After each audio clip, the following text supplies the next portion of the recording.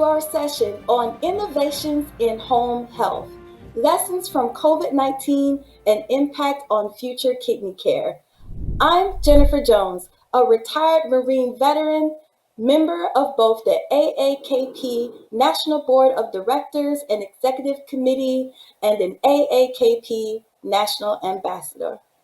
My kidney journey began while deployed to Afghanistan in 2011, and what felt like a blink of an eye, I went from serving as a combat camera videographer to being medically retired in 2013 due to being diagnosed with a rare autoimmune disease called membranoproliferative glomerulonephritis type 1 idiopathic.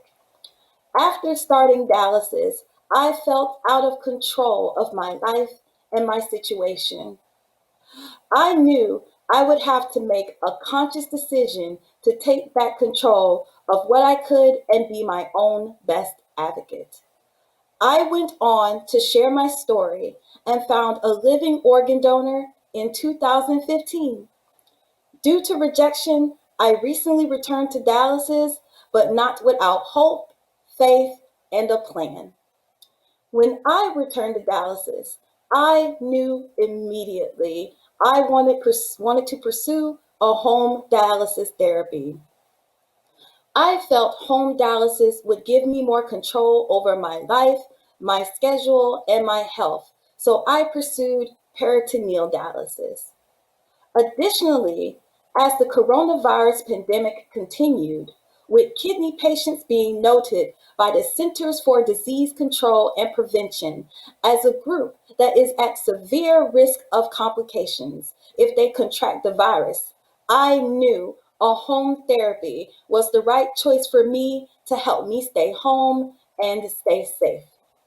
I'm pleased to share that I'm currently on track to receive a kidney from another living donor.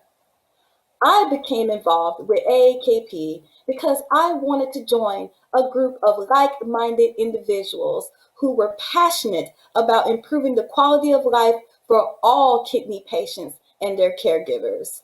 Who better to understand the needs of the kidney patients than the kidney patients themselves? Being a part of AAKP has allowed me to be a member of the AAKP PERCORI-funded Peer Mentor Project Stakeholder Committee, the Stakeholder 5 Committee with the Scientific Registry of Transplant Recipients, the Black Women's Health Imperative Rare Disease Diversity Coalition, multiple Capitol Hill advocacy days, and much more. I would now like to move forward with our session and am pleased to introduce our panel of speakers, which includes Dr. Jessie Roach, Senior Medical Director of Health Equity for CVS Kidney Care, Dr. Mary Gellens, Senior Medical Director of Worldwide Medical Baxter Healthcare, and Dr. A.B. Sundaramoorthy, Executive Vice President of Clinical Enterprise for Somatus. Dr. Roach, I turn it over to you. Hello, I'm Jesse Roach. I'm a Senior Medical Director that focuses on health equity for CVS Kidney Health. I'd like to thank the AAKP for inviting me to speak with you. It's always a privilege to be here, and I always enjoy it. I've been here several times in the past. So we'll get started. So what we're going to talk today is about home health and lessons that we learned from COVID-19 and the impact on future kidney care. So as everyone here knows, COVID-19 was particularly hard on those with kidney disease, patients living with kidney disease. And I just have a couple of numbers here that illustrate it. So the 7 times number, so patients on dialysis had a rate of hospitalization of 7 times that of the general Medicare population.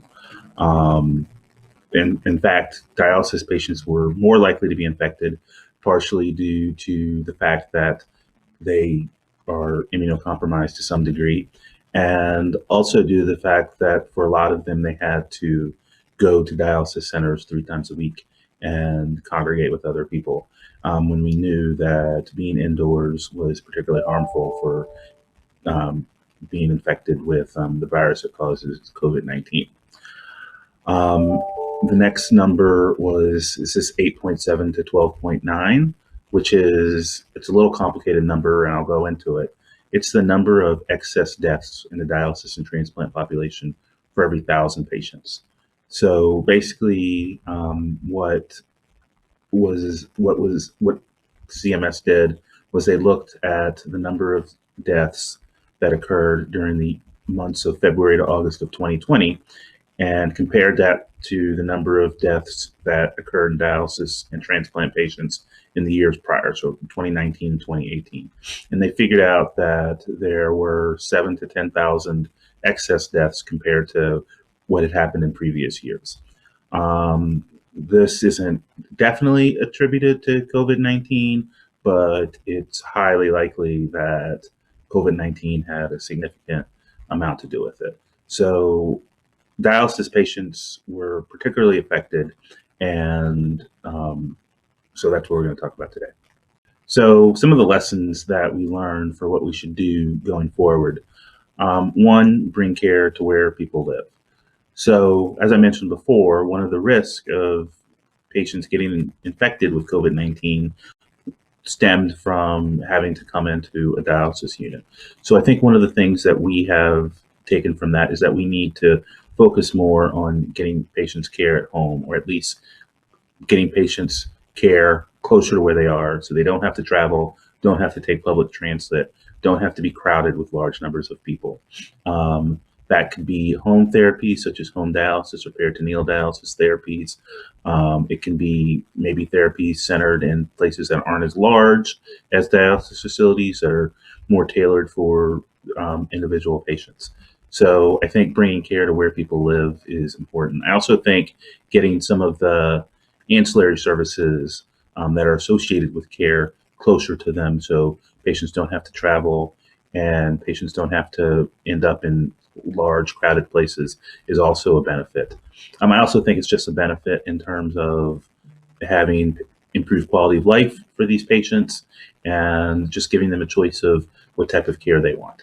And so I think some of these things were true prior to COVID-19, but as we have seen in a number of aspects of our society and in the healthcare system, COVID-19 just sort of exacerbates things that we knew were there before. Speaking of which, ensure equitable care for all patients. And so one of the other things that we noticed from COVID-19 is that African American and Hispanic patients were much more likely to be infected with, be hospitalized with, and die of COVID-19. Again, this is one of the things that the pandemic or public health emergency exacerbated problems that were already present in our healthcare system. We know that African American and Hispanic patients are more likely to have kidney disease. And when you compare it to their proportion of the population, they're less likely to get referred for transplant care. They're less likely to get a transplant. They're less likely to be offered home therapies. These are all things that improve patient outcomes, allow them to live healthier lives, and allow them to live happier lives. And so this sort of was exacerbated by the pandemic, but it was there before. And it's something that we need to focus on, especially if we're going to make sure all of our patients get good outcomes.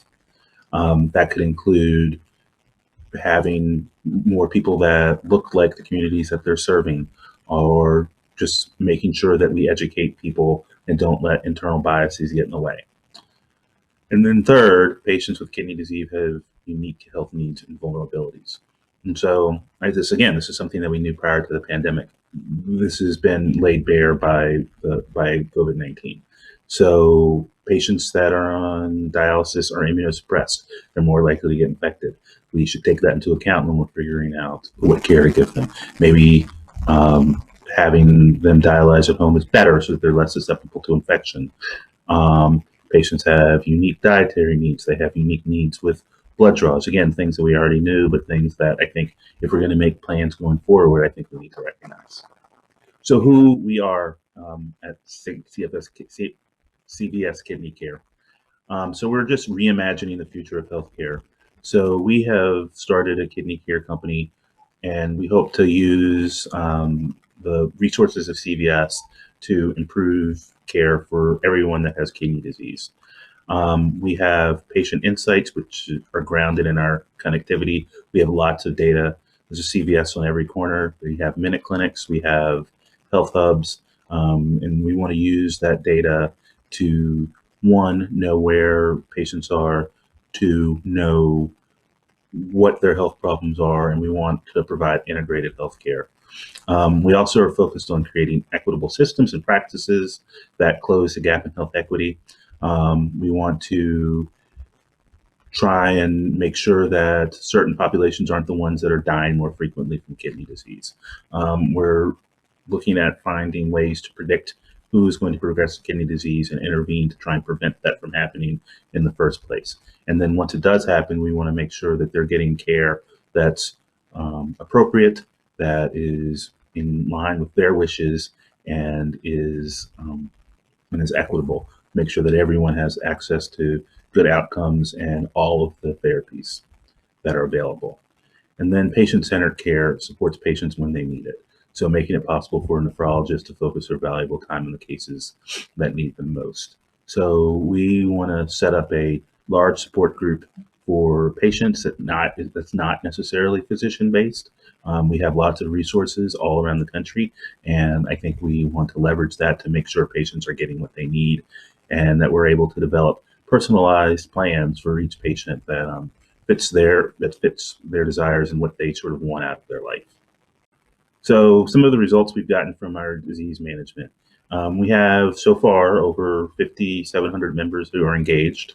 We've had a 24% increase in planned dialysis starts. So a lot of mortality associated with dialysis happens at the beginning when people start care.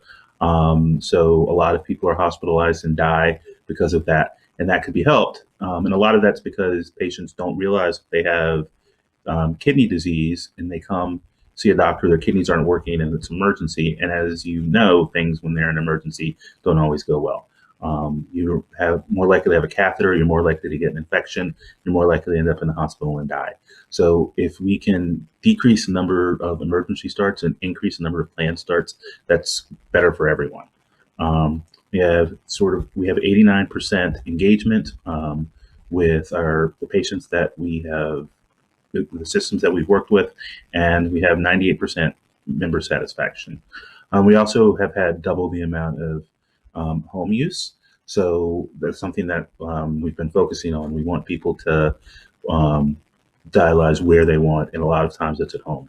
So if we can increase that, that's been a priority of ours, and I think it's important. I think that's something we're working on, and I think that's where we need to go in terms of what we're doing for patients with kidney disease. And then just an example of what we've been doing to try and bring care to patients. We've last month launched a pilot in Austin, Texas, that aims to transform the way dialysis patients receive their monthly labs. So one of the pain points of home dialysis is having to come into a clinic that's maybe far away, involves a lot of travel or multiple bus transfers. So trying to relieve that is something that we think is important. So this approach, we leverage our minute clinics and the health hubs to use phlebotomy services to offer patients convenient options outside of the dialysis unit. So we've done this in a partnership with our minute clinics, health hubs, Ascend Labs, and Satellite Healthcare. So we're not interested in building up a lot of resources. We want to partner with people who are out there already providing good care. And then it began at 2 Austin retail locations, and it's set to expand into other major markets in California and Pennsylvania by the end of 22.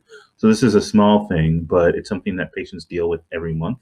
And it's important that we try and alleviate any difficulties that they have in getting their care. And I think that this is just an example of what's to come, how we can use CVS's footprint to improve care for patients and make it more convenient for them and give them access to more options than they would have in the past. In summary, COVID-19 was hard on dialysis patients. It showed a bunch of flaws that were in the healthcare system that were there previously, but it just exacerbated them. We're not providing equitable care in the way that we should. We aren't meeting the patient's needs in the way that we should.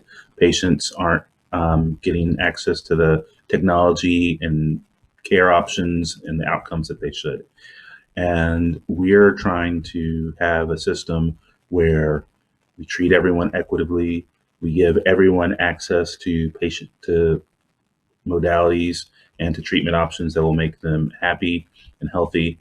And we want to make sure that we make providing care to them easy. We don't want to make it hard to get care. We want people to get care where they want and where they'll be the happiest.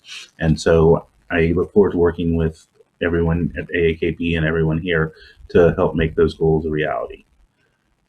Thank you for your time, and thank you for allowing me to present, and I hope you have a good day. Thank you, Dr. Roach. We appreciate your presentation. I would now like to welcome Dr. Gellens. Hello. Thank you very much for allowing me to be able to speak to you all today about home care and dialysis and innovations in COVID-19. My name is Mary Gillens. I'm a nephrologist and work for Baxter Healthcare in the Medical Affairs Department. What I'm going to speak to you today about is innovations in home health and lessons that have been learned from COVID-19 and how that impacts the kidney community now and in the future. COVID has really impacted the dialysis community quite a bit. What you're looking at here is data from the USRDS, United States Renal Data Systems, which is the really most robust registry in the country, if not the world. And what they've done is they've been looking at the incidence of COVID in the dialysis population. So if you look at the graph over on the left on the bottom, what you can see is two peaks over the last year in 2020. And these correspond to the percentage of chronic dialysis patients that contracted COVID in the April to May timeframe of 2020. There's the first peak on the left, and then the peak on the right is in the November timeframe. So a lot of dialysis patients did contract COVID over last year. If you look at the graph on the right, then it's been split into hemodialysis patients that contracted COVID as well as peritoneal dialysis patients. The upper line is the hemodialysis patients that got COVID, and the lower line is the peritoneal dialysis patients that got COVID. So there's obviously a lot more hemodialysis patients than there are peritoneal dialysis patients, but these are percentages. So the impact on the in-center community has been more than on the home community. However, a lot of things have been done in-center and at home to help prevent the spread of COVID in the dialysis population. In-center patients have social distancing now. There's a lot closer monitoring of symptoms of patients or caregivers. Personal protective equipment has increased in its amount and sophistication. So a lot of things have been done in center. What I'm going to talk about today is what's been done in the home situation to help prevent the spread of COVID in the dialysis population. One of the things that was done by CMS, the Center for Medicare and Medicaid, is change reimbursement such that now telehealth has been covered from a financial standpoint, not just in the dialysis community, obviously, as you've all seen with all your healthcare interactions. Telehealth has exploded in the last year and a half as far as helping people still interact with their healthcare providers, but without having to come into the clinic. And this has really impacted the dialysis community quite a bit. What I'm showing you here is a schematic that shows how telehealth has affected the dialysis community, particularly patients on home dialysis. This is a schematic from an American Society of Nephrology, ASN, paper that goes through how telehealth works really in the dialysis community. So if you look over on the left there, as far as what stakeholders are involved with telehealth, obviously the patients are involved. Now they can see their healthcare providers without having to come into the clinic. Not only the patients, but also their care partners and families can be involved in a telehealth visit, which is a big plus. The staff can be involved, and it affects clinicians, payers, regulators, and everybody, this telehealth process. Now, the advantages of the telehealth process now are seen at the bottom of this slide. Now, patients can have good oversight from their healthcare provider without having to come into the clinic. In addition to using the telehealth platform, also you can use remote patient management, and I'll talk about that a little bit more. As mentioned, now family members and healthcare partners can be part of the visit, which is great. Obviously, there's less interaction with the clinic and other patients, so the chance of exposure and development of COVID has been decreased. And with these telehealth visits, you can see your whole healthcare team. You don't just see the nurse and the physician, you can also see your social worker, dietitian, pharmacist, and everyone else. There are some concerns, though, with telehealth. Nothing is perfect. And if you go to the top of this slide here, there are some security issues. There's internet connectivity issues. Patients have to have computers and whatnot, devices to interact with their healthcare team, and there can be privacy issues. And then over there on the right then, as far as future needs and considerations are concerned, these platforms need to be improved.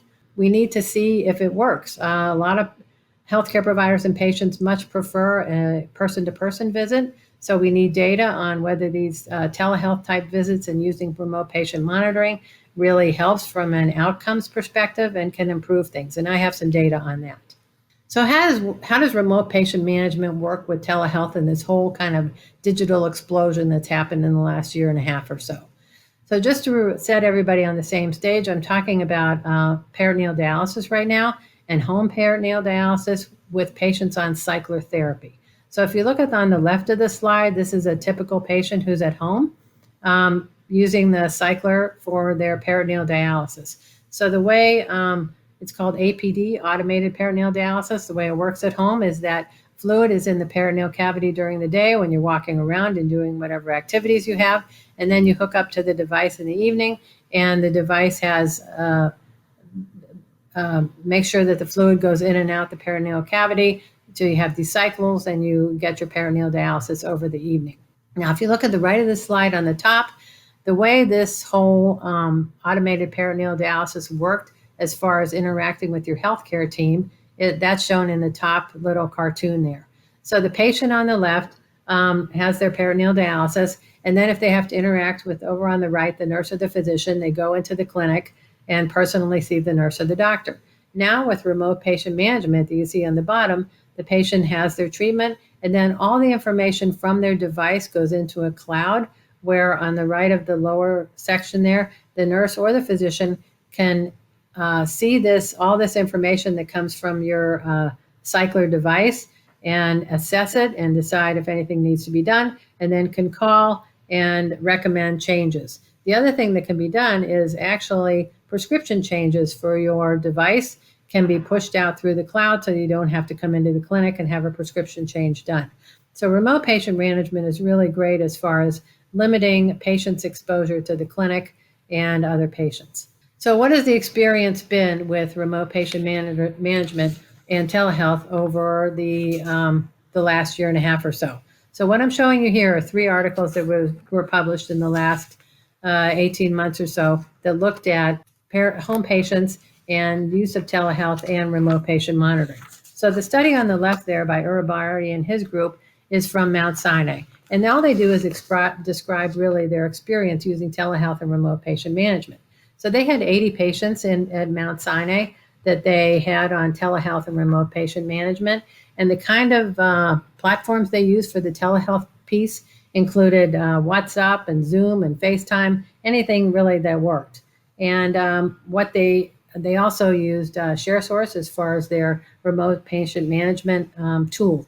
And then during telehealth visits, they visually inspected the exit site, and then the discussions between the physician and the patient going over all the data is the way they handled their visits.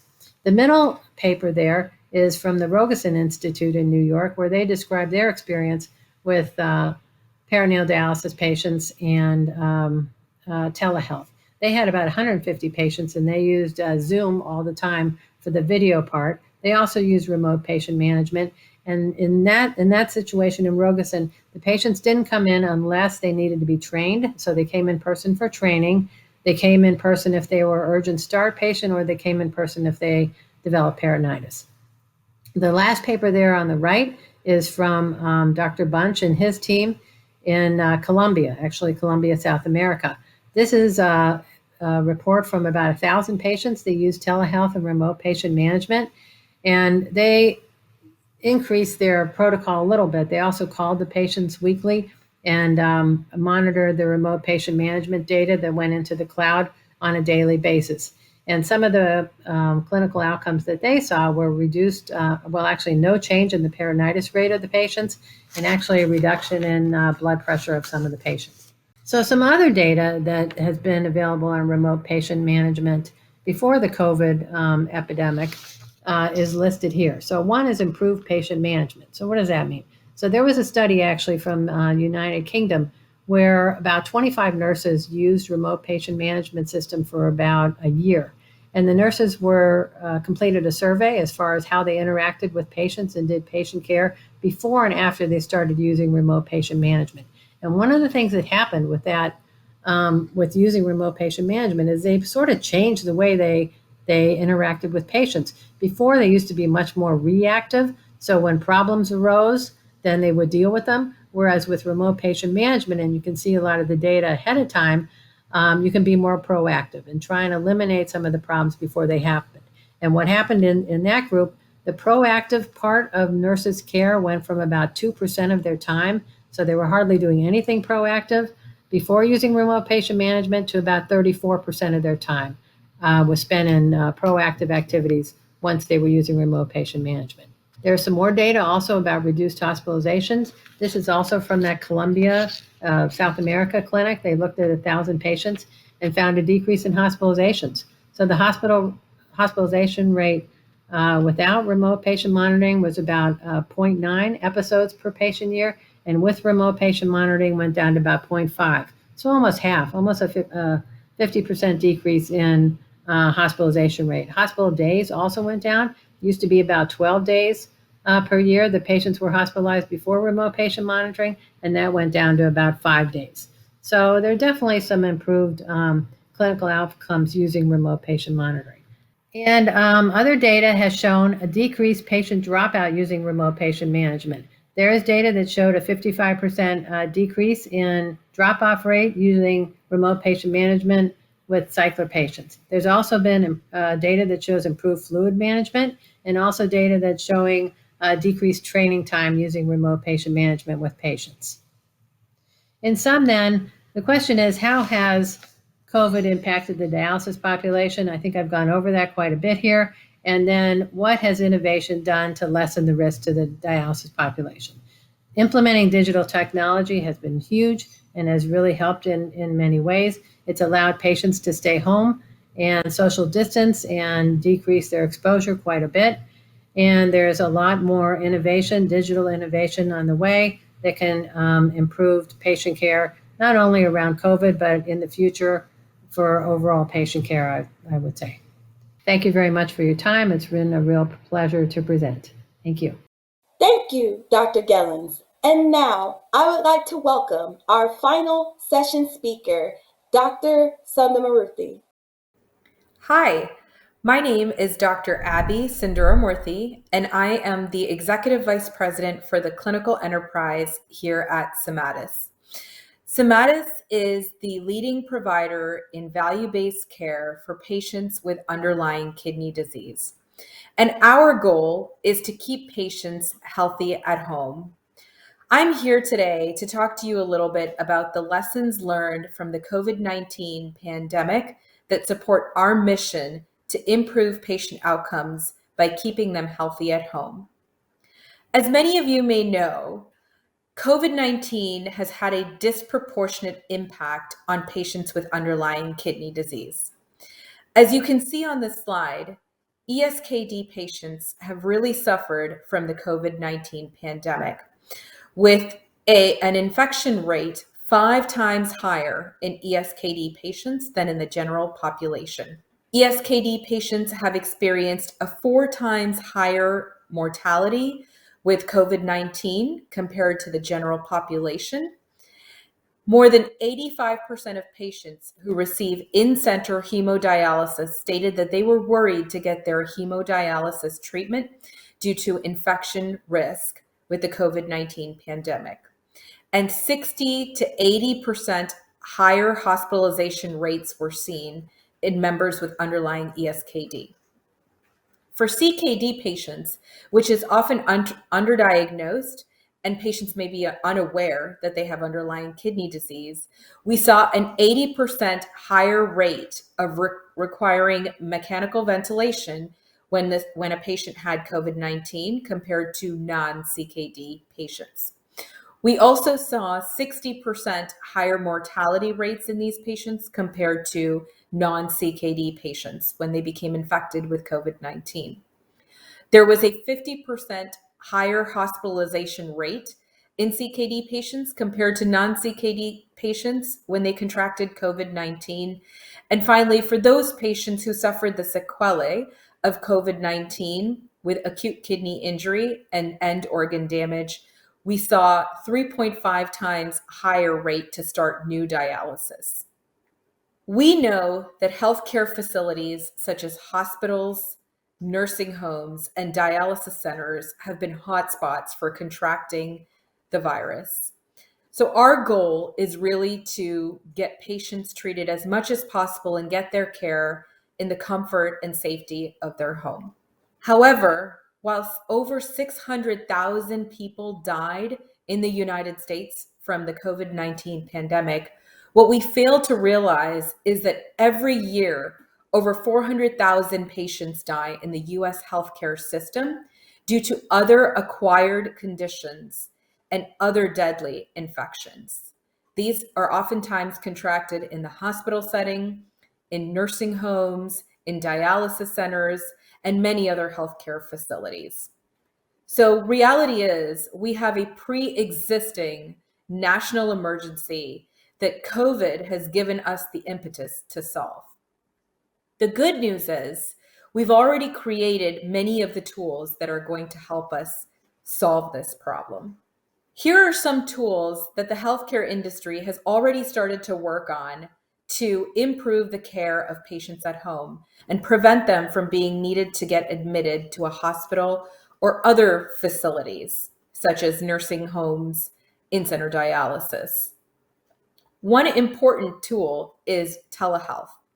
Telehealth is a highly underutilized tool, which can give access for patients who require other caregiver support or have other barriers to healthcare, can give them the opportunity to get healthcare within their home.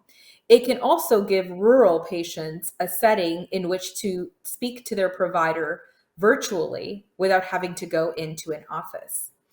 However, despite the US's advancements in technology, there are nations in Europe that have far exceeded our utilization of telehealth services. As you can see here, telehealth improves outcomes and costs in nephrology patients, specifically in dialysis patients. We've seen reduction in overall hospital days and subsequent reduction in hospital costs, as well as reduction in ED visits when these patients have access to a provider or healthcare services virtually.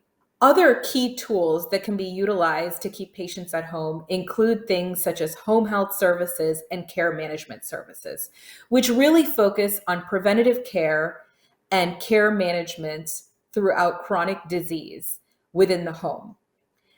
The US per capita healthcare spending is almost twice the average of any other wealthy country, and yet most of that spend is on admin costs, but less on long-term healthcare.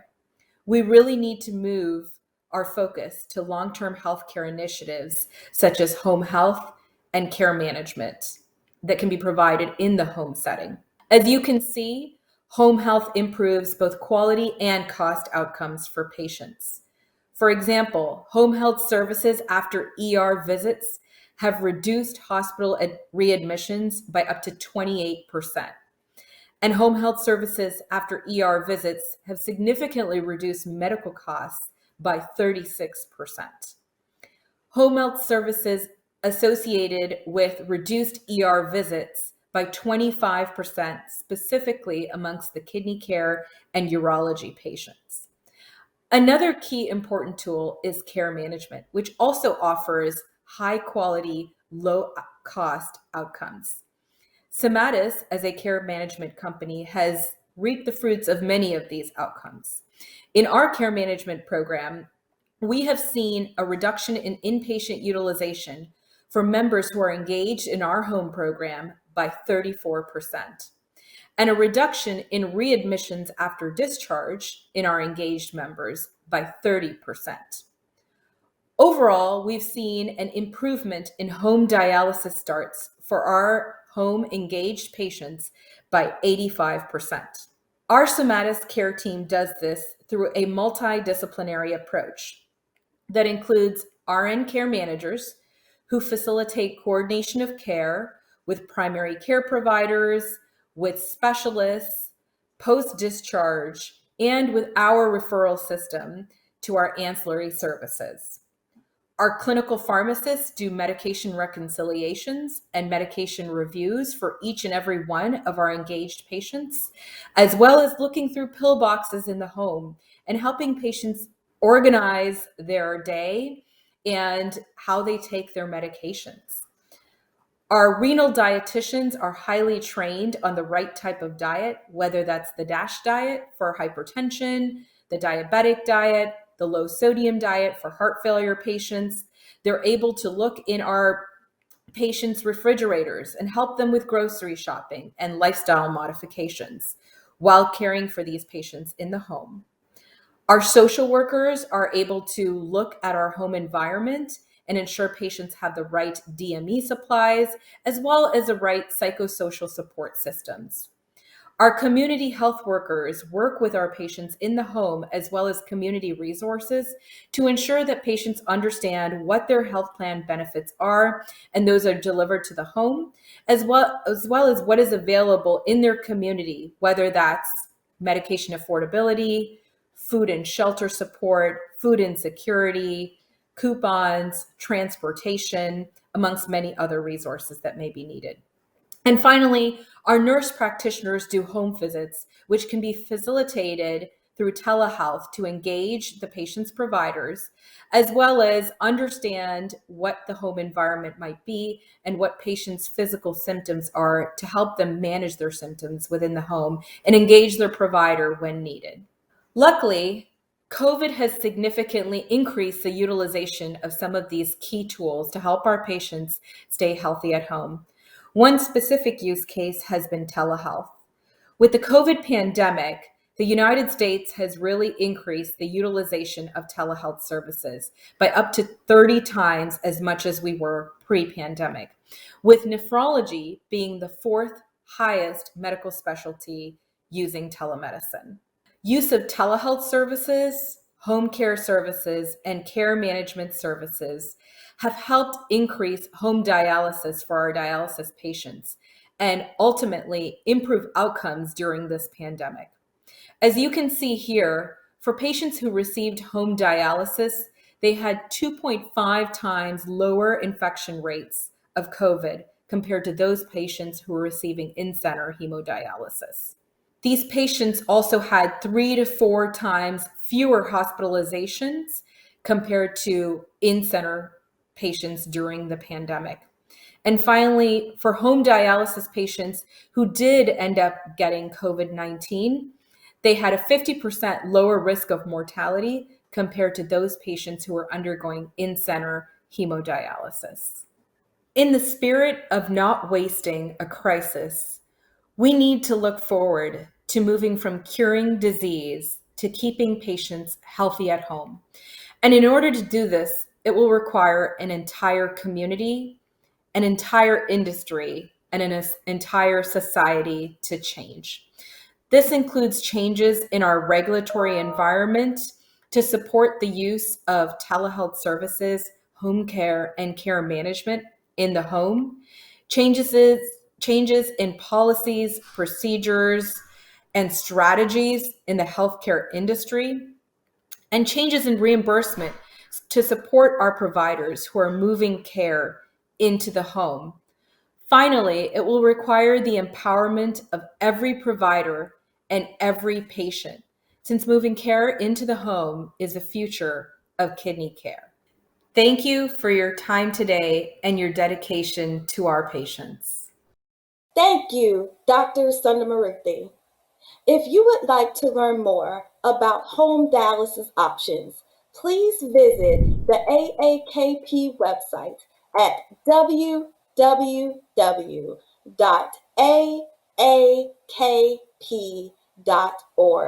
and click on the Education and Resources box at the bottom of the homepage, or check out additional information under the Center for Patient Research and Education tab by selecting Dialysis.